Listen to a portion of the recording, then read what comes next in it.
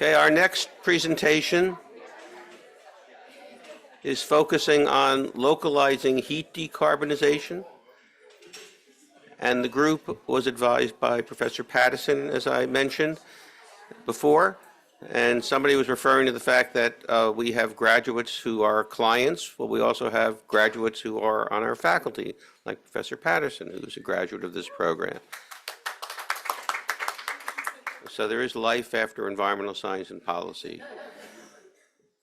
Let's take it away.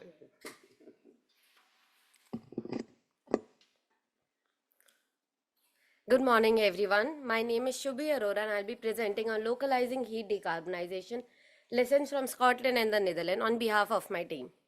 Not the heat that we're taking this semester, but the heat that kept us comfortable during the harsh cold winters and reminded us of Florida every day. For this project, I'll go over project overview, methodology, national policy analysis of the two countries we looked at, some case study highlights, and then final recommendation for our clients. Our client for the project is New York State Energy Research and Development Authority, also known as NYSERDA, which works on advancing clean energy, energy efficiency, and emission reduction in New York State.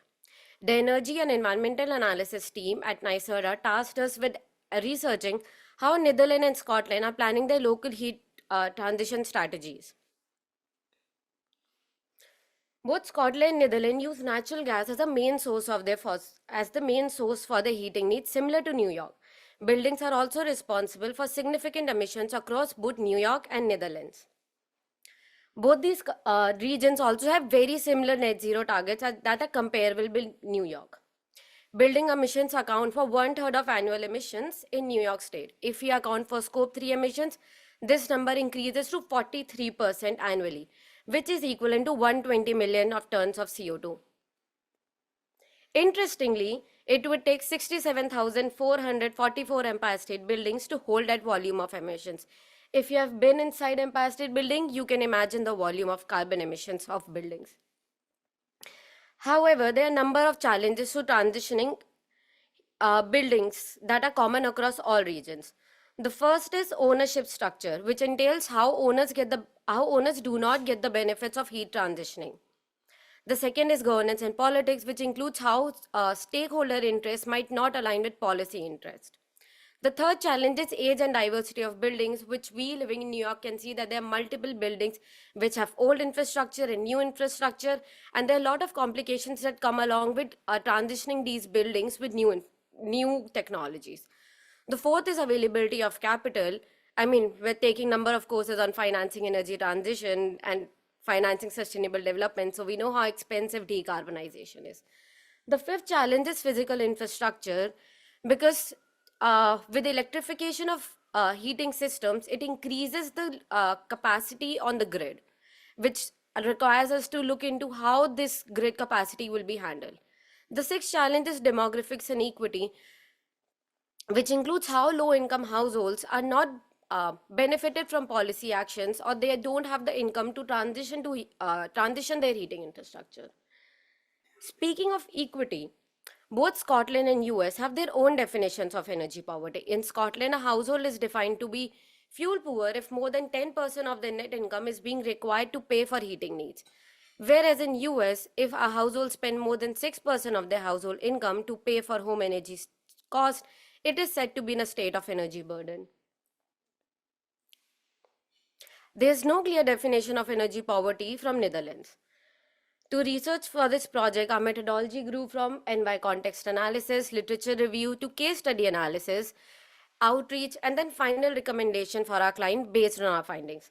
The research we conducted this semester will be used by NYSERDA to inform its short and long-term policy goals to support New York State's goal of 100% carbon neutral buildings by 2050.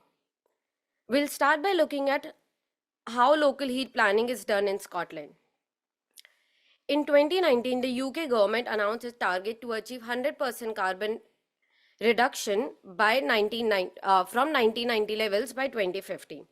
Even though Scotland is part of the United Kingdom, Scotland has set a very ambitious target of achieving net zero by 2045. In line with this, the Scotland government passed the LHES, or Local Heat and Energy Efficiency Strategy Order, tasking 32 of its councils, which are similar to counties here in US, with preparing a heat delivery and implementation plan. To cover the building and climate diversity of New York, we conducted interviews across North Lanarkshire, Glasgow, Fife, and Clackmannshire. The case studies we present today are exemplary of challenges that are also faced by New York in heat transitioning. Now let's zoom into the coastal quaint town of Fife, where we wish we all lived. After conducting interview in Fife, we identified 3 challenges that are very similar to New York context. There is significant skill gap in installation of energy efficient measures. Heat transition in buildings can create green jobs across both of these regions. However, we need to develop this workforce to support building transition.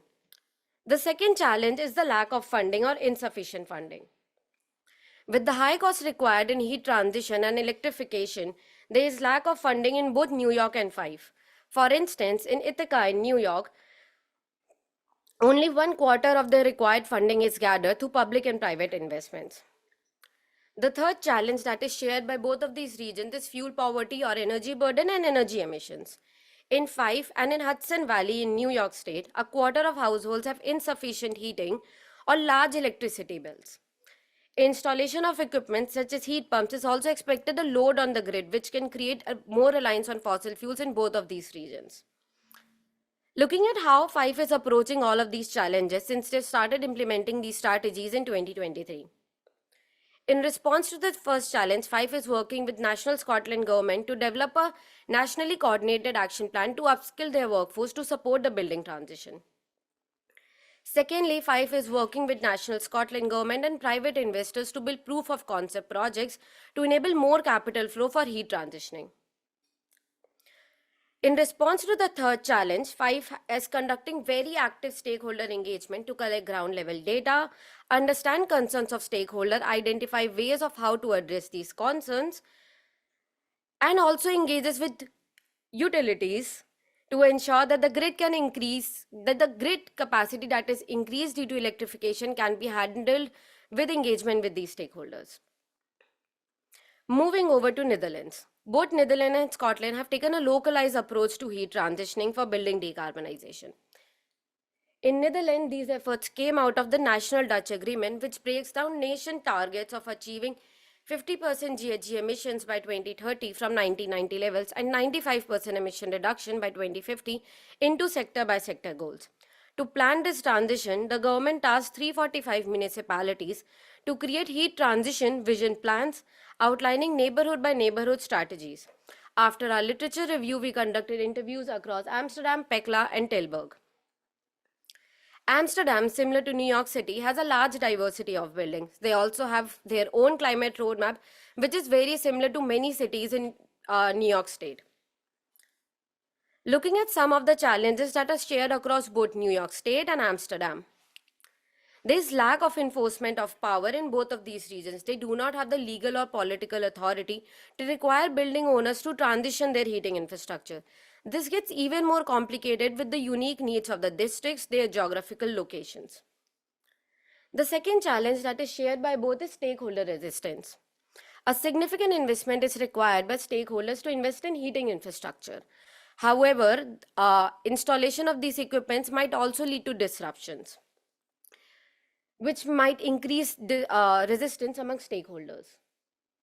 The third challenge is adoption of the district heating network. There is old age infrastructure in both of these regions, which complicates the situation. Looking at how Amsterdam is approaching these challenges, as Amsterdam has taken a very holistic approach to heat decarbonization. In response to the first challenge, Amsterdam is conducting financial and technical modeling to identify affordable solutions and identifying how these solutions can be implemented on a basis of neighborhood-by-neighborhood approach. In response to the second challenge, Amsterdam is conducting dedicated technical assistance to ensure that the stakeholders are well aware of energy retrofit programs and the new technologies that come into picture. In response to the third challenge, adoption of the district heating network, Amsterdam is conducting stakeholder engagement with various stakeholders to identify how to foster innovation. Amsterdam also involves citizens in all of their process in their decision-making processes and seeks their input through for any new programs and initiatives. After taking a short metaphorical trip to Scotland and Netherlands, we have our final recommendations for our client. Our first recommendation is empower local communities and governments. Local communities and governments are much more familiar with local issues. We recommend NYSERDA to provide financial and technical assistance to support a localized approach for heat decarbonization. Our second recommendation is innovative financing methods.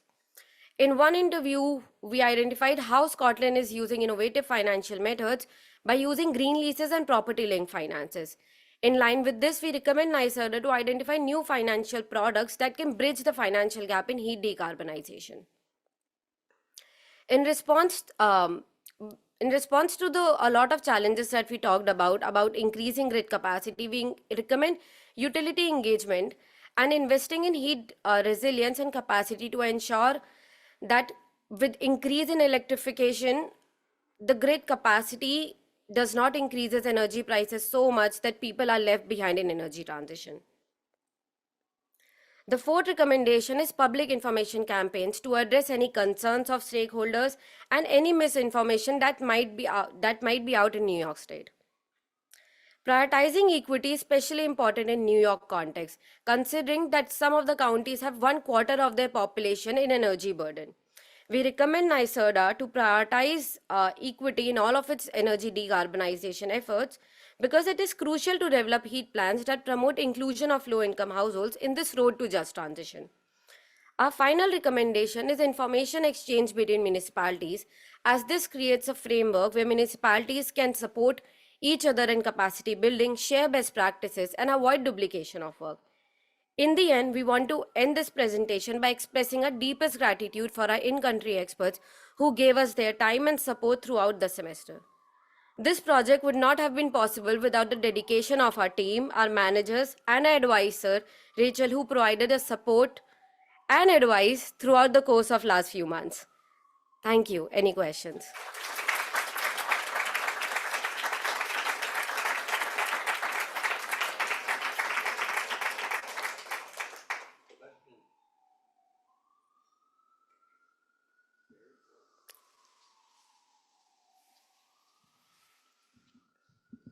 Amazing presentation, Shubi. I was wondering, so you got into like the need for like better financial mechanisms to fund this all. I was just wondering, what do like the costs look like here? Like, I know they're all probably exorbitant, but do governments in New York as well as Netherlands and Scotland, have they already started building these things into their budgets? And also, probably in New York, how are they taking advantage of a lot of the funding that's come from like BIL or IRA? Thank you for the question. So in Scotland, they have an estimated funding of $41.1 billion, which they require, but they only have $2.1 billion right now. This is the reason why they established a Green Heat Finance Task Force to find innovative financial mechanism to gather public and private investments. They are looking at green leases and property linked finances on how all of this heat decarbonization can be rapid. They're also looking at private investors to develop these proof of concept projects. For instance, in Fife, they are working with utilities and private investors to create a green hydrogen project to look at how green hydrogen can be used as a fuel. So they're doing a number of projects, but at this point, because this Scotland started this in 2023 and Netherlands started this in 2021 or 2020, so they are still on their way. They're still identifying gaps, they're still identifying challenge, and they're looking more at pilot projects to build proof of concept projects that can gather more investment support. So this is their ideology behind this. In New York context, a lot of the documents we read through talked about how IRA funding can be used for heat decarbonization, but this is something that we feel that NYSERDA still has to explore, because exploring to any policy document and financial mechanism require a lot of understanding of what political and technological context is required to get that funding. Yeah.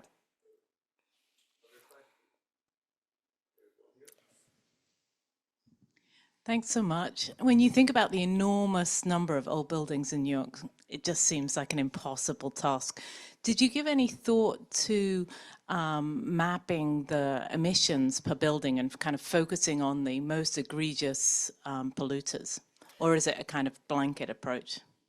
For that, that's why we recommend empower local communities, because and we don't have this recommendation here, but when we conducted interviews across five, we learned exactly about what you're saying. What they're doing is they are collecting data from each building and seeing where they can have a low regret approach, where they can achieve maximum success.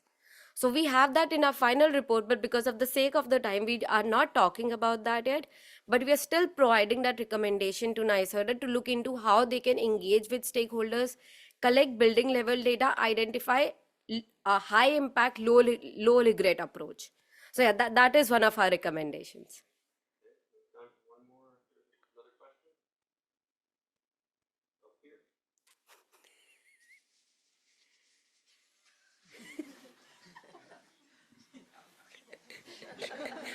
Thanks, Abby. Great job, Shubi. I was just curious, has this sort of research laid the foundation for any other partnerships that NYSERDA is looking to do with other localities within the US or abroad? Have they considered partnering with other locations as well and collaborating? For this project, they already told us that they're collaborating. They have learning a lot from Denmark government, because Denmark started implementing heat transitioning in the 1970s because of their dependence and reliance on fossil fuels. So they are looking into how they can collaborate with them. NYSERDA tasked us to looking into Scotland and Netherlands because they have already been in talks with them. So the reason of us doing this project is to extend their research. So they are already in collaboration, but if they are partnering within any councils within New York State, we are not aware of that. And I think this research will inform how they build this collaboration within counties here, sorry.